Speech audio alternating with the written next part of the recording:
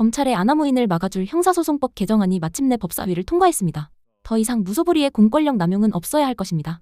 영상을 보신 후 구독, 좋아요는 정의를 지키는 큰 힘이 됩니다. 형사소송법 개정안 지금 오늘 오후 4시쯤 지금 통과될 걸로 보이고요. 한동훈 또 필리버스터를 하겠다고 했는데 12번째라고 하네요. 근데 한 7번째, 8번째에서 끊길 것 같습니다. 끊길 것 같고 오늘 오후 4시에 형사소송법 개정안 말도 많고 탈도 많고 그동안 많은 논란도 있고 그랬는데 어찌됐든 오늘 검사의 수사권, 직접 수사든 보안 수사든 모든 수사를 이제 앞으로는 못하게 될 것 같습니다. 못하게 된 거죠. 오늘 오후 4시에 4시경에 국회에서 형사소송법 개정안이 본회의를 통과할 예정입니다.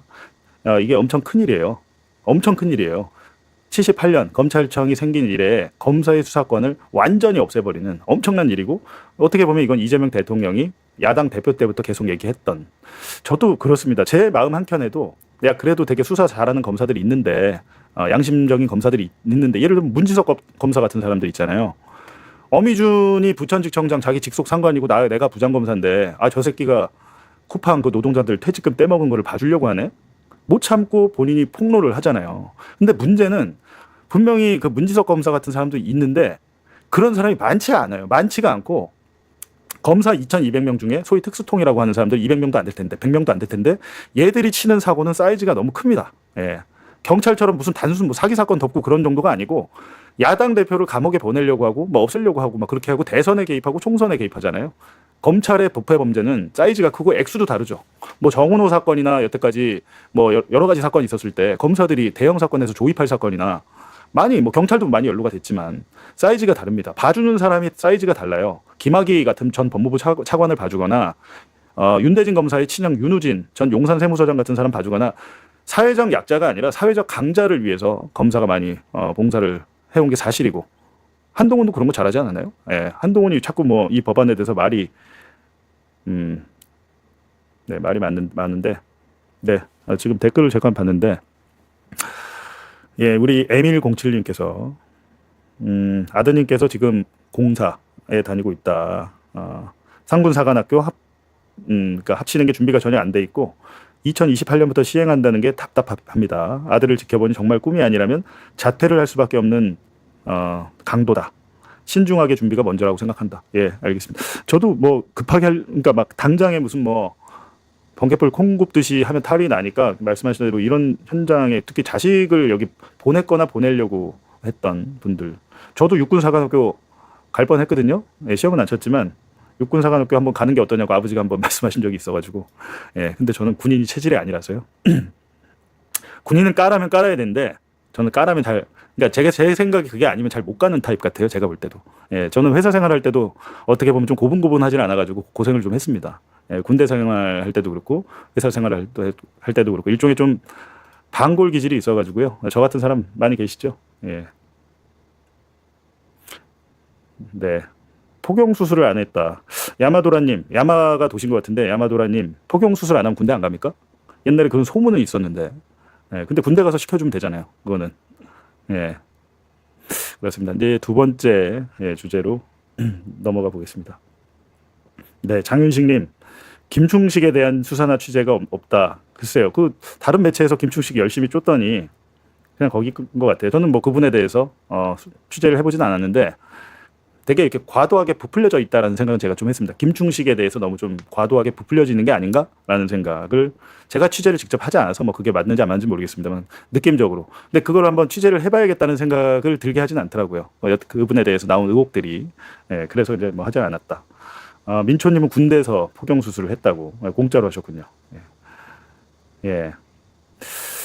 알겠습니다. 지금 정권 송치는 어떻게 되는지 말들이 어렵잖아요. 그러니까 어렵다 보니까 언론에서 장난치면 우리가 속아요. 속을 수밖에 없어. 너무 어렵게 저걸 하니까.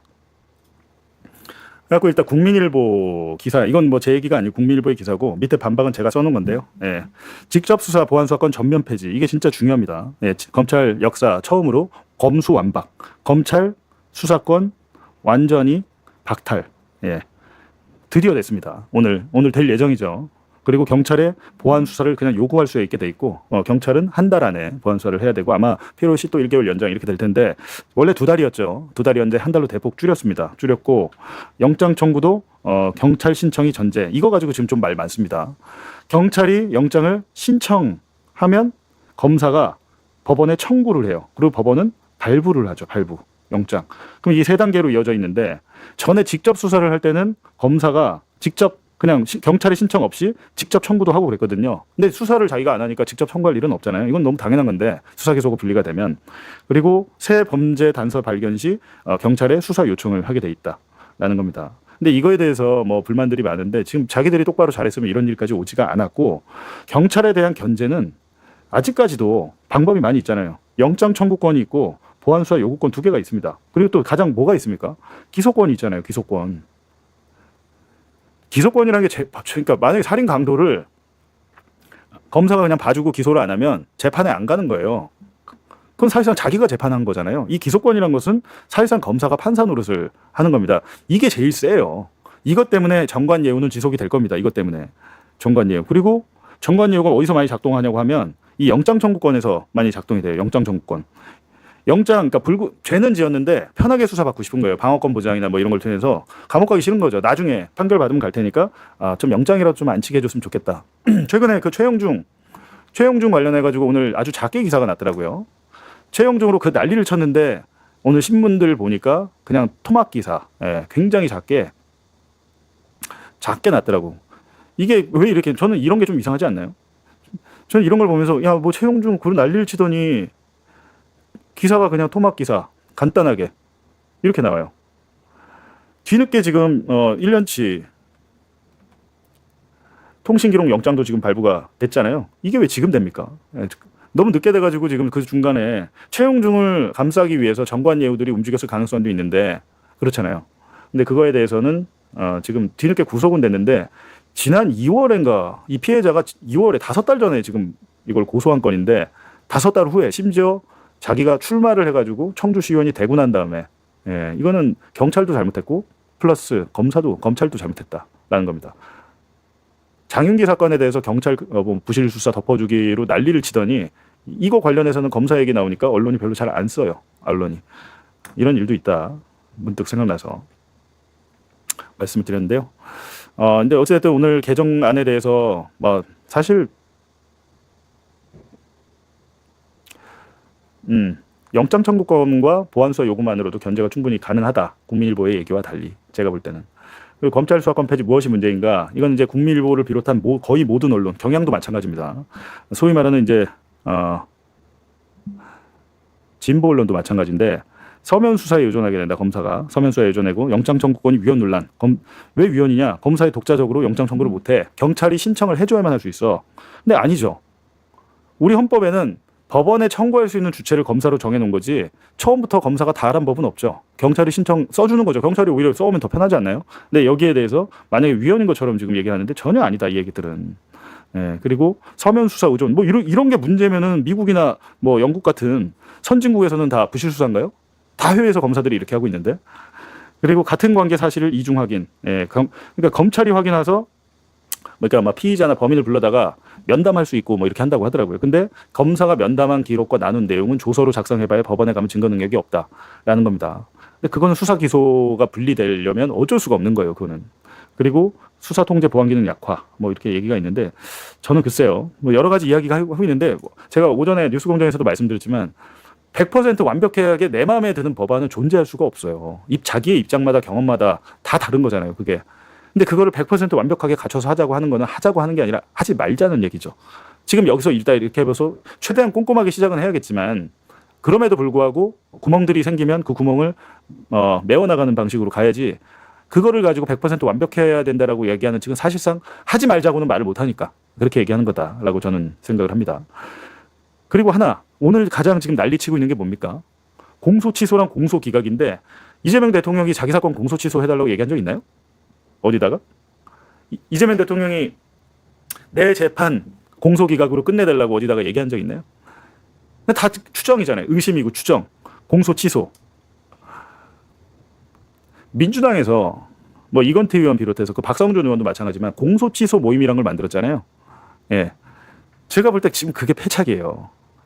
그러니까 민주당은 지금 국민의힘이 솔직히 어느 뭐 장동혁이나 뭐나 해가지고 워낙 개판 쳐서 그렇지 저기가 만약에 저기 정상적인 조직이었으면은 지지율 그만큼 안 나올 겁니다. 예를 들면 저도 진짜 깜짝 놀랐던 게 공소 취소 모임이란 거를 제목으로 해가지고 의원들을 막 모으고 이랬잖아요. 저는 어떤 생각이 있냐면 검사가 불법 수사를 했어. 그러면 공소 취소를 해야 된다고 저는 생각을 해요. 지금 검사는 공소 취소 안 하거든. 자기들이 잘못해도. 왜냐? 자기가 자기 잘못을 내가 수사도 하고 기소도 하고 막 심지어 재판도 들어가고 이런데 내가 수사 잘못했어요라고 만세부를 자백할 검사가 누가 있어요. 근데 그랬기 때문에 공소 취소가 거의 안 돼 왔는데 앞으로 수사 기소가 분리가 되면 수사를 불법으로 하게 되면 기소 검사가 기소도 하지 말아야 되고 만약에 기소 검사가 수사 검사랑 친해서 기소를 해줬어. 근데 나중에 담당 저 검사가 바뀔 거 아니에요. 그럼 이거 잘못된 기소였다고 치면 공소 취소를 해야 되는 게 맞죠. 그게 인권 아니에요? 공소 취소가 인권인데 뭐 엉뚱한 데다는 다 인권 하면서 물론 그 공소 취소가 되려면 조건은 까다롭겠죠. 까다로운데 공소 취소를 어떻게 보면 먹잇감으로 뭐 국민의힘이나 한동훈 같은 사람의 먹잇감으로 만들어 버린 게 아닌가라는 겁니다. 제가 조금 한심하게 생각하는 부분. 공소 취소 모임이 이게 뭡니까? 조작 기소 특검부터 그냥 했어야죠. 국정조사를 위해서 먼저 하고 국정조사의 결과가 잘 나왔으면 그걸 토대로 조작 기소 특검을 하고 해야 되는데 지금 공소 취소라는 단어 때문에 발목이 잡혀가지고 답답하게 됐습니다. 지금 답답하게 돼서. 근데 우리가 너무 헷갈려요. 형사소송법에 지금 도대체 뭔 내용 쓴 거야? 뭐 지금 공소 취소 공소기각 이재명 재판 끝내려고 한다는데 온 언론이 지금 이거 도배하고 있습니다. 이재명 대통령이 공소 취소. 제가 한 가지 말씀드릴까요? 이거는 제가 취재한 내용입니다.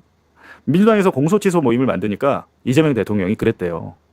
이거는 이 모임은 나를 도와주려고 만든 걸까요? 아니면 나를 나쁘게 하려고 만든 걸까요? 라는 이야기를 참모진한테 한 적이 있대요. 이재명 대통령이 시켜서 만든 것이다 라고 생각을 하겠죠. 한동훈이나 국민의힘이나. 근데 어느 세상의 바보가 실제로 내가 내 사건 공소 취소 시켜야지 라고 했다. 그럼 그걸 치밀하게 하지. 이름을 공소 취소 모임으로 합니까? 이재명 대통령 워딩이에요. 이 사람들은 지금 나를 도와주려고 이러는 겁니까? 오히려 안 좋게 뭐 안 도와주려고 이러는 겁니까? 이 얘기는 뭡니까? 불쾌한 거잖아요. 대통령도 거기에 대해서. 그러니까 공치모랑을 만들어서 이거는 국민의힘뿐만이 아니고 민주당 지지자 예를 들면 공소취소 모임이 없었어. 단어 자체가 우리가 공소취소란 단어 자체를 우리가 거의 처음 들었을 거예요. 이게 일상적인 단어가 아닌데 이거에 대해서 만약에 국정조사를 해가지고 대북송금 대장동 사건 남욱 변호사 막 폭로하고 난리 났잖아요. 했어. 분위기가 좋아. 그러면 조작 특검을 해. 이 불법 수사한 김건희 도이치모터스 디올백 덮어준 검사들까지 해가지고 쭉 이 검사들 잡아야 되니까. 조작 기소 특검을 했어. 근데 알고 보니까 이거 일부 검사의 문제가 아니야. 윤석열이부터 한동훈 해가지고 아주 똘똘마리 해가지고 아주 조직적으로 난리를 친 거야. 이재명 잡아 죽이려고. 아니면 자기들을 비판하는 세력 잡아 죽이려고. 문재인 잡아 죽이고 이재명 잡아 죽이려고 한 거야. 그 증거가 나와요. 그러면 어떻게 되겠습니까? 불법 수사의 증거가 만천하에 드러나면 야, 이 사건 재판을 하는 게 맞아? 국토부 공무원들 통계 조작했다고 수십 명이 지금 재판받고 있는데 이게 맞아? 이렇게 갈 거 아니에요. 저 같으면 그렇게 할 것 같은데. 일의 순서가 있는데 가장 마지막에 나왔어야 될 그 공소취소란 단어 자체를 시작할 때 하면서 스텝이 완전히 꼬여서 넘어져 버린 게 거예요. 그러다 보니까 지금 법안에는 공소취소, 형사소송법에는 공소취소를 건드린 게 아니고 공소기각에 대해서. 근데 우리 둘이 헷갈리니까. 근데 이걸 보면 공소취소라는 것은 검사가 하는 겁니다. 검사가 하는 거고 검사가 스스로 셀프로 제기한 재판에 넘기는 걸 공소라고 하잖아요. 기소 공소라고 하는데 그거를 걷어들인다는 거고 공소기각은 유죄 무죄 판결을 하지 않고 공소기각 이거는 애초에 공소가 잘못된 거니까 그냥 내가 기각할게 끝낼게 라가 되는 겁니다. 주체가 다르죠. 공소취소는 검사, 공소기각은 법원. 근데 공소취소는 언제까지 할 수 있냐? 1심 판결 선고 전까지 검사가 해야 되고 공소기각은 1심에서 안 해도 2심 재판부가 봐서 이상하면 할 수 있는 겁니다. 대법원에서도 판단할 수 있고 공소기각은 해야 된다. 그리고 사유는 법률상 제한이 없고 공소 취소 같은 경우는 뭐 증거 부족이나 사정 변경 등 여러 가지. 근데 이게 거의 안 되죠, 잘. 자기들이 잘못을 스스로 인정하는 거 봤나요, 검사가? 그리고 이제 공소 기각은 심심치 않게 나오는데 그래봐야 1년에 5, 6천 건이에요. 1년에 5, 6천 건밖에 안 나옵니다. 우리나라 그 법원의 그 형사 사건이 몇 건인지 아세요? 형사 사건이 170만 건입니다. 170 민형사 사건 170만 건 중에 6천 건이에요. 6천 건. 0.3%. 예, 0.3%. 엄청 적습니다. 이런 일이 자주 일어나는 일이 아닌데 제가 드리는 말씀은 자주 일어나야 된다. 앞으로는 법 체계가 바뀌면 공소 취소와 공소 기각을 자주 요건에 맞으면 해야 된다는 겁니다. 근데 그런 얘기를 뭐 하지를 못하더라고요, 민주당이. 갖고 뭐 이제 공소 취소 2탄이다 뭐 난리를 치고 있는데 지금 이번에 오늘 개정한 형사소송법은 공소 취소를 건드린 게 하나도 없어요. 그냥 그렇게 장난을 치고 있는 거고 이 지금 공소 기각에 대해서 아주 중대한 하자가 있거나 불법 수사하면 공소 기각하게 돼 있다는 거 딱 두 개밖에 안 났어요. 보면 지금 대법원 판례가 원래 많이 있으니까 그거를 그냥 법에 반영을 한 거다. 이게 이제 민주당 입장이고 이거는 이제 국민의힘과 한동훈의 입장인데 아니 그냥 저는 이걸 다 떠나서 위법 수사를 하면 함정 수사를 해서 없는 죄를 만들면 공소 취소해야 되는 거 아니에요? 그거를 재판 가서 네가 무죄 받고 와라고 할 수 있는 건가요? 4년 5년 재판, 특히 정치적인 사건은 일단 걸려 들어가면 1심만 4년, 3심까지만 5년, 6년, 7년 그래요. 그럼 그 사람이 그 무죄 받으면 그 사람의 인생은 어떻게 될까요? 수사 단계, 재판 단계, 그 변호사 비용 그런 것들은 어떻게 누가 국가가 배상해 주나요? 얼마 해주지도 않죠. 형사보상금이 무죄 받으면 일부 나오겠지만 공소기각 나오면 나오지도 않는 것 같던데 형사보상금이. 근데 그런 것들에 대해서 제가 볼 때는 이게 왜 논란이지라는 저는 생각을 합니다. 민주당이 국민의힘이나 한동훈 같은 사람의 조중동의 논리에 이끌려가고 있어요. 그렇게 할 필요가 없습니다. 이거는 당당하게 얘기를 하고 이게 전제가 되려고 하면 불법 수사의 전모를 밝혀서 검사들을 감옥에 보내야 됩니다.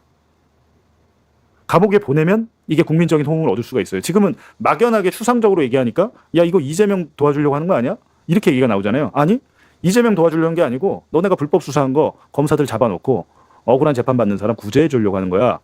니네가 그렇게나 원하는 피해자의 인권이잖아. 이렇게 얘기한 게 맞죠.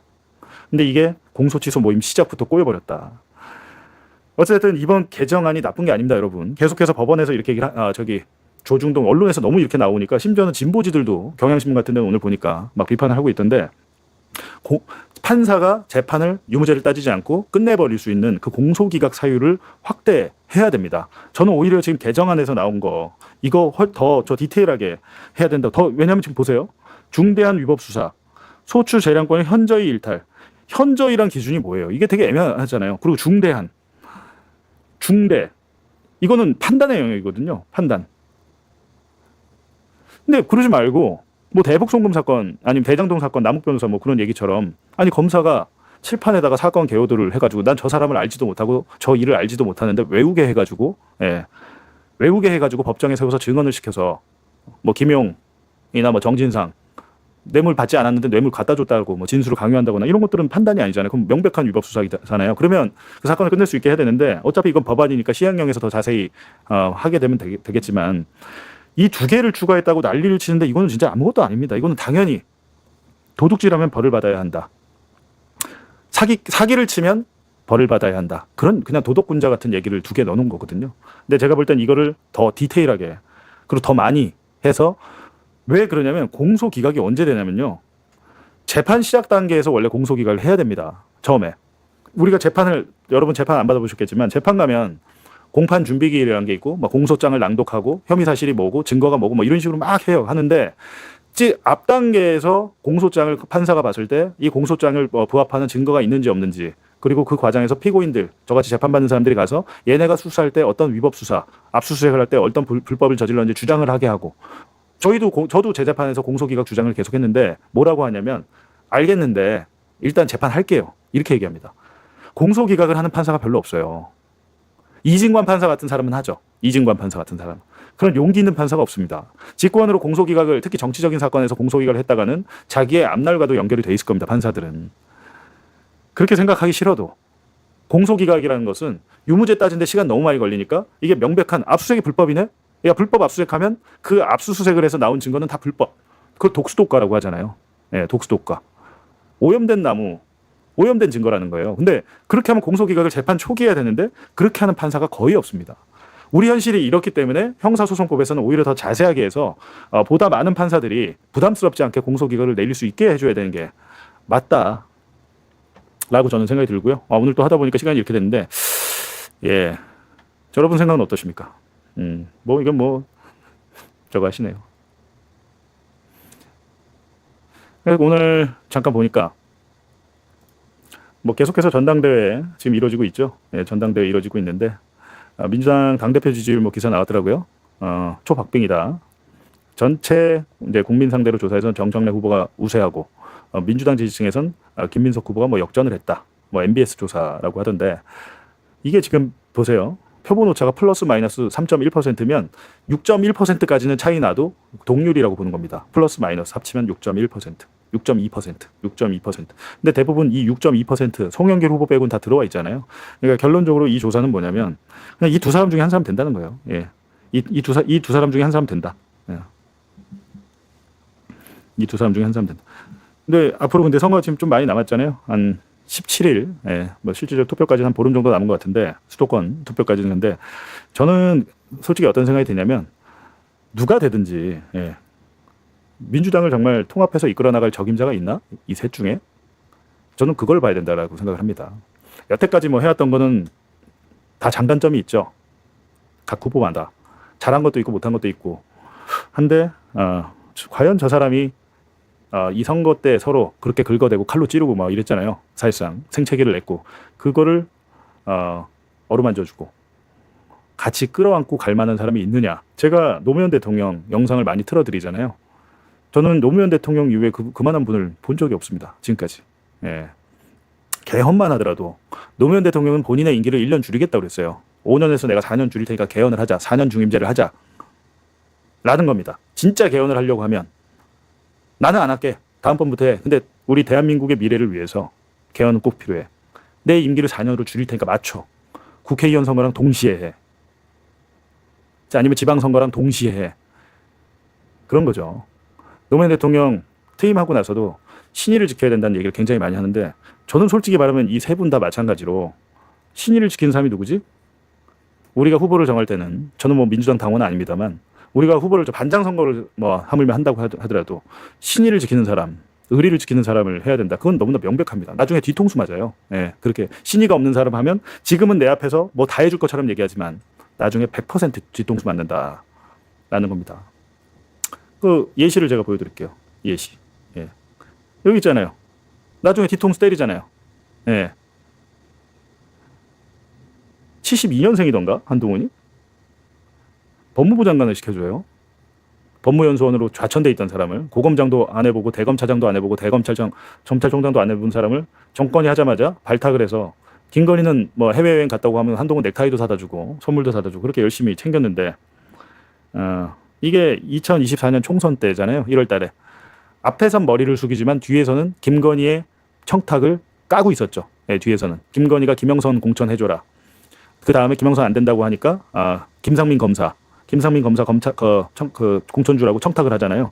앞에서 숙이면서 뒤에서 까고 각종 공작을 다 하는 인물. 이것이 한동훈의 본질이다. 윤석열이 군대를 동원해서 내란까지 갈 수밖에 없었던 이유. 한동훈 때문입니다. 한동훈. 예. 큰 역할을 했다. 내란의 원인이에요. 뿌리. 근데 이런 사람이 지금 국회 들어와서 큰 소리를 치고 있다. 이게 진짜 이게 어처구니 없는 일이잖아요. 민주당 의원들도 한심하게 여기서 뭐 한동훈이랑 토론을 왜 못합니까? 지금 저 당대표 후보 중에 한동훈이랑 그 TV에서 아니면 뭐 어디 유튜브에서 토론을 하세요. 뭘로든. 형사소송법 오늘 통과되겠지만 그게 아니고 전반에 대해서든 토론을 하세요. 채널A 사건부터 해서 고발 사주 사건부터 해서 한동훈이 싸지른 똥이 얼마나 많습니까? 근데 거기에 대해서 단 한마디를 못합니까? 물론 뭐 똥이 더러워서 피한다라고 하실 말씀도 있는데 그건 그거고 제가 이제 이거는 사실은 말씀을 잠깐 드릴게요. 이거는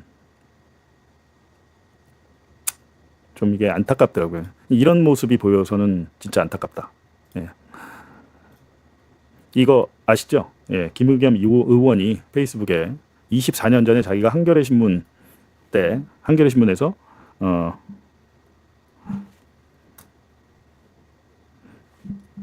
한겨레 신문 기자로 있을 때 김민석이 노무현을 죽여버리겠다고 이게 단일화 실패하고 나서 죽여버리겠다고 말했다라는 기사를 쓴 거예요. 이제 그때 단일화 막점 맞고 뭐 이런 기사를 썼는데 이거를 가지고 이제 사실과 다르다고 전대 앞두고 확산되자 기사를 정정한다. 당시에 김민석의 해명 빼고 불리한 내용만 내가 기사를 썼다. 그러니까 사실상 이건 뭡니까?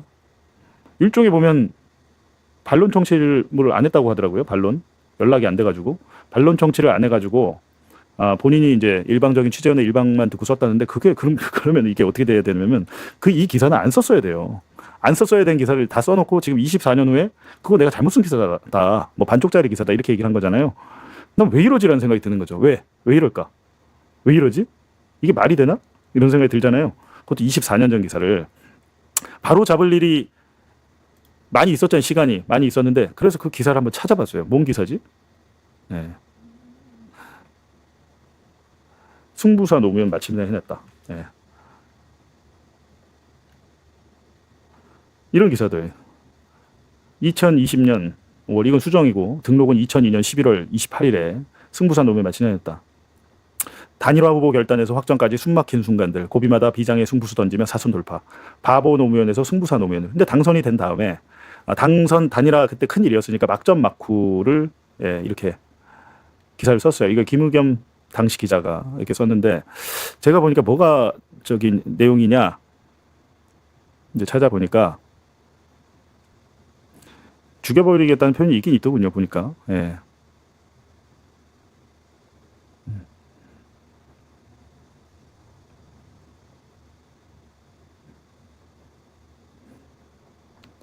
옛날 기사고 이제 유료 버전이어가지고 근데 한번 여기서 찾아볼게요.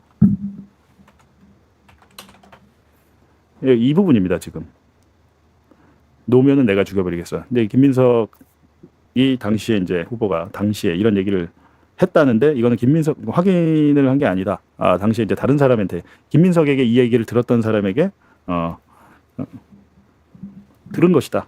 뭐 이렇게 지금 신계륜 이게 보니까 여기 신계륜 의원이 나오던데 신계륜 이렇게 쭉 이렇게 보니까 이에 김 전 의원은 협상 테이블을 발로 차며 자리를 박차고 일어나 노무현은 내가 죽여버리겠어라는 막말을 서슴지 않았다. 지금 이 내용이거든요.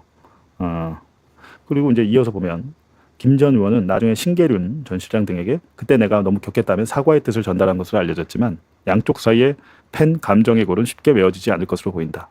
이겁니다. 근데 이 기사가 논란이 되니까 당시에 신계륜 실장 쪽이겠죠. 노무현 쪽 얘기만 듣고 쓴 기사다라고 하면서 본인의 기사를 부인을 했는데 지금 보니까 혼자 쓴 게 아니에요. 예, 혼자 쓴 게 아니라서 제가 볼 때 이거 약간 논란이 될 수도 있는 게 이거 그냥 혼자 썼네요. 혼자 쓰고 사진 기자가 따로 있네요. 예. 이렇게까지 해야 되나라는 생각이 저는 오늘 들었습니다. 예. 그러니까 국회의원들은 참 글쎄요. 근데 그 김의겸 의원 제가 좀 그래도 모르진 않는데 이렇게까지 해야 되나? 라는 생각이 드는 거죠. 뭐 김의겸 의원이 말이 팩트, 진실일 수도 있는데 그럼에도 불구하고 그게 갖는 문제점은 뭐냐면 그때 그러면 그 기사를 쓰지 말았어야 돼요. 저 표현을 뺐어야 되는데 저렇게까지 써놓고 나중에 이걸 24년 후에 부인을 한다면 바로잡을 기회는 한 번도 없었나라고 보면 저게 미안해서 뭐 김민석의 다른 인터뷰 기사를 써줬다 이런 이야기도 있던데 제가 볼 때는 이건 아닙니다. 예, 이건 아니고 그냥 누가 봤을래도 김민석한테 줄 섰네. 김민석 저희 당대표 되면 공천 받겠네. 이런 생각 들죠. 이번에 보궐선거에서 당선됐잖아요. 되게 어렵게 됐잖아요. 22대 때 공천 안 돼가지고 김의겸 의원이. 근데 이렇게 정치하는 건 진짜 아닌 것 같다. 이런 방식은 아니다. 민주당이 이런 모습을 보이는 순간 국민의힘과 다를 바가 없다라는 생각이 들고요. 어찌됐든 뭐 그럼에도 불구하고 우리가 이제 조중동 그리고 한동훈이 이야기하는 것. 왜냐면 둘이 계속 콜라보를 하잖아요. 한동훈이 뱉으면 조중동이 써주고 조중동이 쓰면 한동훈이 이야기하고 조갑제가 또 한동훈 띄우고 뭐 이런 식으로 하면서 자기들끼리 언론을 장악하고 있는데 이거에 대해서 우리가 분명히 깨어 있어야 되고 알고 봐야 된다. 보더라도 모르면 당합니다. 모르면 당하고 누가 되든 민주당 전당대표도 마찬가지로 다음 정권 재창출을 위해서 가장 적합한 사람 본인이 뛰든 아니면 대선 후보가 나와서 그 사람을 받쳐주든 그런 사람이 돼야지 무조건 그냥 당대표가 되는 게 뭐 이렇게 중요한 거예요 사실은. 더 제일 중요한 건 총선 그리고 그 다음에 대선 아닌가요? 정권이 재창출되지 않으면 지금 하고 있는 모든 것이 허사가 되고 다시 그냥 이명박 박근혜 윤석열대로 돌아가는 거잖아요. 그게 가장 중요하죠. 그 일을 가장 잘할 수 있는 사람. 근데 여태까지 보면 신의와 의리가 없는 사람은 그런 일을 나중에 자기가 불리해지면 빼더라. 살기 위해서 자기 살려고. 죽을 각오로 내가 죽을게 라고 하는 사람이 돼야 될 것 같다. 그거는 학급 반장 선거도 어디 회장 선거도 마찬가지다. 라는 생각이 들었습니다. 알겠습니다. 오늘 약간 감정이 실렸는데 어쨌든 그래도 좋은 날입니다. 형사소송법 폐지, 검수 완박이 되는 날. 한동훈 우리 덕분에 잘 됐습니다. 아주 고맙습니다. 예, 우리 한동훈 의원님 덕분에 드디어 이런 일이 생기고 홍준표 제가 얘기한 게 아니죠. 또 홍준표 전 시장이 니네 3명 때문에 지금 이렇게 됐다라고. 요즘 보니까 우리 홍카콜라께서 아주 정확한 말씀 많이 하시더라고요. 공소기각이라는 부분 대표적인 게 한동훈 법무장관 시절에 등자 붙인 겁니다. 예. 등자 붙인 거 갖고 검찰이 다 끌고 왔어요. 다 끌고 왔던 것이 지금 공소기각 받고 있습니다. 노골적으로 검찰이 수사권 가지고 깡패처럼 구른 사건들, 이런 사건들에 대해서는 공소기각을 해야 되는데 너 수사권 남용했어. 그래서 공소기각이야. 이 얘기하는 순간 해당 수사검사 입장에서 사망선고나 마찬가지예요. 네. 지금까지 대한민국의 검찰은 사법부를 대상으로 해서까지 무력사용을 해왔던 집단이고, 이러한 권력관계 속에서 사법부가 당연히 공소기각을 했어야 되는 수많은 사건에 대해서 공소기각을 안 해왔습니다. 이번에 개정안에 나와 있었던 것도 현행 법으로도 충분히 다 공소기각을 할 수 있는 부분인데 사법부가 적극적으로 행사를 안 했던 부분들이에요. 너 이제 적극적으로 행사해라 라는 선언적인 규정이라. 어저께 법사위에서 형사소송법이 통과가 됐습니다. 여러 내용들이 소개가 당연히 돼야 되는데요. 그중에 특히 눈길을 끌었던 게 이 법안 심사 과정에서 법원의 공소기각 사유, 여기에 새로운 2가지가 추가됐다. 그래서 조선일보 같은 보수 언론에서는 이걸 굉장히 부각시켜서 정치적인 의도를 가지고 또 이걸 집어넣은 거다라고 공격을 하는데요. 이 내용부터 한번 다뤄보도록 하겠습니다. 우선 어떤 내용인지부터 우리 두 분의 변호사님이 나와 계시니까요. 정필승 변호사님이 우선 설명을 좀 해주실까요? 김광민 변호사님에게 양보하겠습니다. 그럼 김광민 변호사님이 바톤을 받아주시겠습니까? 안진걸 소장님이 말씀. 오늘 약간의 특사리가 심합니다. 조금 뭐 부족하다면 제가 살짝 이야기하자면, 그러니까 과도한 수사로 국민의 기본권을 침해해서 수사를 한 정황이 있으면 공소기각 결정을 내릴 수 있게끔 한 거예요. 그러니까 우리가 이제 공소기각이라는 이야기는 되게 친숙하잖아요. 근데 이게 이제 공소기각 판결이 있고 공소기각 결정이 있어요. 네. 공소기각 결정 사유 중에 정말로 검찰이 수사권을 남용한다, 경찰이나 검찰이나 수사권을 남용한다든지 해서 피고인을 기소해가지고 재판이 진행될 때, 이런 경우에 이제 하루라도 빨리 판사가 판단해서 이제 공소기각 결정을 할 수 있게끔 하는 거죠. 그러니까 사실은 이게 예전부터 이야기가 계속 있었던 거고, 그렇게 새로운 것도 아니에요. 그 새로운 것도 아닌데, 이게 뭐라 해야 되지? 우리나라 같은 경우는 되게 이제 공소권 남용이라든지 이런 걸로 공소기각 판결이 내려진 사유가 많지가 않아요. 왜냐하면 공소기각 판결이 내려진다는 건 기본적으로 범죄의 혐의를 의심받고 있는 사람이기 때문에 판사의 입장에서 잠깐만, 범죄 혐의가 의심은 있는데 절차가 잘못됐어 해서 공소기각 판단이 됐건 판결이 됐건 결정이 됐건 이걸로 결정을 내리기가 쉽지가 않은 부분이 분명히 그 사람이기 때문에, 판사도. 네. 이제 그렇다 하더라도 기존에 우리 검찰이라든지 수사기관들이 해왔던 이런 수사권 남용, 공소권 남용 이런 부분의 문제들을 이제 판사가 판단해서 공소기각 결정을 할 수 있게끔 해준다 이건데, 저는 우선 이게 왜 그렇게 문제인지 잘 이해가 안 가요. 언론에서 이걸 가지고 이재명을 위한 거다 하는데 아니에요. 국민 모두를 위한 거고, 국민 중에 한 명이 이재명일 뿐이에요. 그리고 우리 보수 언론은 되게 이상한 게 뭐든지 다 검사한테 주면 안 되는데 판사의 판단은 그렇게 불안한가 봐요. 판사가 판단한다는데 언제부터 우리 보수 언론이 판사를 그렇게 못 믿었죠? 이거 정부가 결정하는 것도 아니고 누가 결정하는 게 아니에요. 판사가 봐서 판사가 판단하는 거예요. 근데 왜 이거를 보수 언론이 판사가 판단을 못하게끔 하자고 하는지, 아니 법에도 없는 직위원이 구속 취소할 때는 물고 빨고 난리를 치든지 판사의 판단을 존중해야 된다고. 판사가 판단할 수 있는 근거를 주겠다는데 뭐 어떻게 했을 때 공소 기각을 하겠다는 무슨 법적인 요건을 만들어가지고 판사가 판단할 여지조차 안 주는 게 아닌데, 저는 좀 정말 물어뜯을 게 없나 보다. 물어뜯을 게 너무 없으니까 이보다도 물어뜯나 보다. 포함된 개정안이 예. 중대한 위법수사에 기해 공소가 제기됐을 때, 예. 소추 재량권을 현재 일탈에 공소가 제기했을 때, 이런 건 이거 지금도 법원에서 가끔 또는 종종 우리 언론에 찾아보면 공소 기각했다. 예. 특검 이번에도 있었어요. 아마 우리 애청자 기억나요? 특검이 기소했는데 맞아요. 예. 저 양평 고속도로 뇌물 받은 공무원인데 사실은 그 사람을 수사하다 보니까 서울 양평 고속도로 관련자에서 구속 기소를 해야 되는데 다른 한테 뇌물 받은 게 들어 있었잖아요. 그 공소기각 대법에 확정됐거든요. 사람들이 다들 그러니까 이것은 이제 법에 있는 특검의 수사 대상이 아닌 걸 해서 기소했다 해서 현저히 기소권을 일탈해서 기각했지 않으니까 이것을 법률에 놓는 거에 불과하잖아요. 이게 문제가 뭐냐면 공소 판결을 하려면, 공소 기각 판결을 하려면 어찌 됐든지 간에 재판을 계속해야 됩니다. 맞습니다. 피고인 입장에서는 억울하게 수사권에 의해서 자기 권리가 침해당한 것도 억울한데 판사 앞에 가가지고 재판을 계속하고 결국 판결할 때야 비로소 공소기각 판결을 받을 수 있는 거예요. 근데 거기에 반해서 공소기각 결정은 예를 들어서 권순일 재판관 재판 5년 했어요. 재판 5년 해가지고 공소기각 판결 나왔는데 이유가 뭐냐면 검찰이 수사권을 남용했다는 거였어요. 경찰이 수사를 하고 있는 사건을 검찰이 가져가가지고 하는 과정에서 부적절했다. 그러면 이 사람은 공소기각 결정을 할 수 있었다면 그냥 아니 그거 사건 보면 아는 거 아니에요. 그냥. 근데 5년을 재판에 끌려다닌 거예요. 저는 개인적으로 이 판결에 동의하는 건 아닌데 공소기각 판결과 공소기각 결정 이런 차이가 있어요. 계속 이 사람을 왜 우리가 옛날에 5조지 6조지 막 이런 이야기 하잖아요. 경찰은 쫓아와서 조지고 검사는 불러놓고 조지고 판사는 늘려서 조진다고. 네. 늘려서 못 조지게 만든 거예요. 간단하게 이야기를 하면. 근데 이걸 가지고 이런 식으로 언론이 얼마나 묻어뜯을 게 없으면 이걸로 묻어뜯을까. 예. 저는 그 생각이 그러니까 이제 보안사건 폐지는 못 막게 생겼으니까 이재명을 해서 또 위인설관법을 만들었다라고 이제 한동훈 등이랑 함께 물어뜯는 거죠. 근데 이건 정말로 이재명을 위한 법이 아니죠. 이렇게 해서 정말 공소된 것도 서로 갖고 고통스럽고 뭐 변호사도 선임하고 비용도 막 들고 있는 상태인데 검찰이 공소 취소를 안 해. 검찰이 절대 안 하잖아요. 이자들 대부분. 근데 법원에서라도 이건 명백히 잘못됐다고 기각해주면 우리 국민들의 기본권이라든지 재산권 그다음에 그 정의로운 국가로부터 처벌받을 권리가 대폭 신장되는 거 아니에요? 이건 저는 정말 박수 받을 조항인 것 같은데. 언제부터 우리 판사님들이 이재명한테 그렇게 친하게. 그러니까 그리고 이 결정을 만약에 대통령이나 국회에서 한다 그러면 이런 논란이 있을 수 있는데 그 판사가 대부분 보수적이고요. 여기 두 분 변호사님 너무 잘 아시겠지만 또 심지어는 민주당이나 이재명 대통령이 적대적인 판사도 매우 많은 상황에서 그 사람들이 판단하는데 무슨 이재명한테 특혜를 주겠어요. 팩트 체크를 하나만 더 하고 갈까요? 민주당의 형사소송법 개정 태스크포스 안에는 이게 원래 없었다 이런 지적도 있던데 이거는 아니 원래 없었다 있었다가 그닥 중요하지 않다고 중요하지 저희 않습니까? 입장에서 생각하는 게 이게 법학자들 사이에서 계속 이야기가 있었던 거예요. 굉장히 오랫동안 있었던 거고 아니 그리고 검사가 수사권을 남용한 것을 판사가 판단해가지고 결정을 내리겠다는데 여기에 어떤 이의가 있을 수 있죠?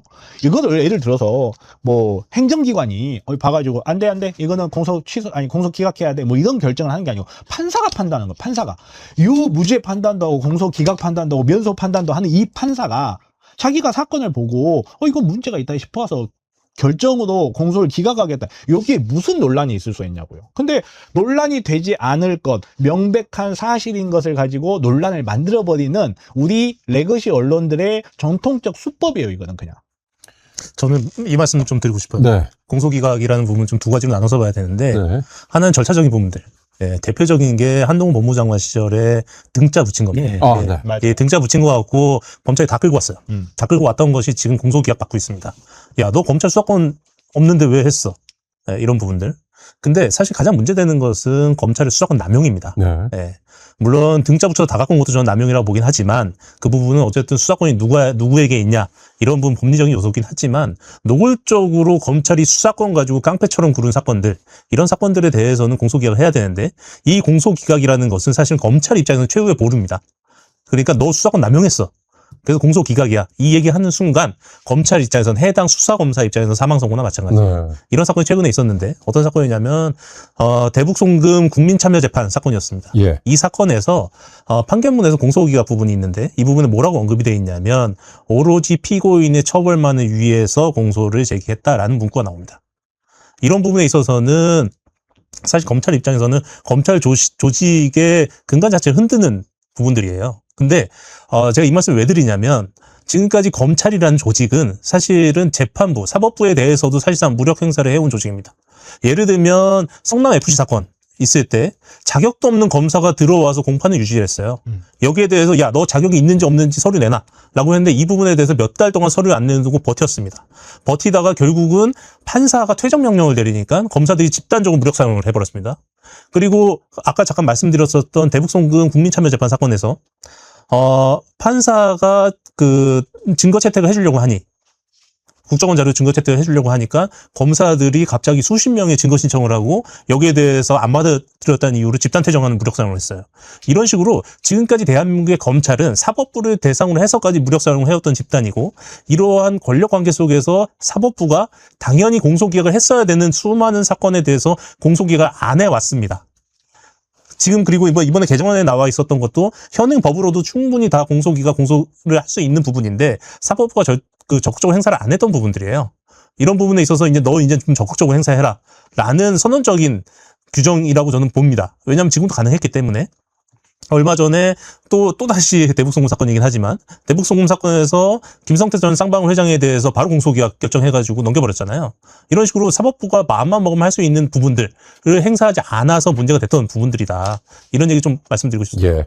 정리하자면 중대한 위법 수사를 해서 공소가 제기된 경우, 그리고 소추 재량권을 현저히 일탈해서 공소가 제기된 경우, 이런 경우는 법원이 공소 기각을 할 수 있도록 바뀐 형사소송법에 이게 명문화됐다, 이런 내용이고요.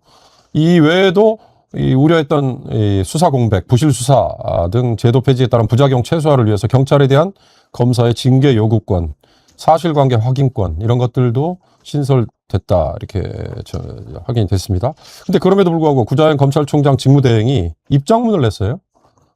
내용은 이런 겁니다. 1차 수사기관의 수사 내용에 대한 검사의 실효적인 점검, 보완, 시정 기능이 사라진다면 진실은 은폐되고 형사사법체계는 무너질 것입니다. 라고 얘기를 했는데, 이것도 또한 조직 이기주의, 조직 지키기, 뭐 이렇게 해석해도 될까요? 조직 이기주의, 조직 지키기 뭐 이런 이야기를 할 수도 있지만, 워낙 우리 인간 역사에 그런 일이 너무 많아서 이거를 명칭이 있어요. 그걸 이제 알고리즘 거부라고 이야기를 합니다.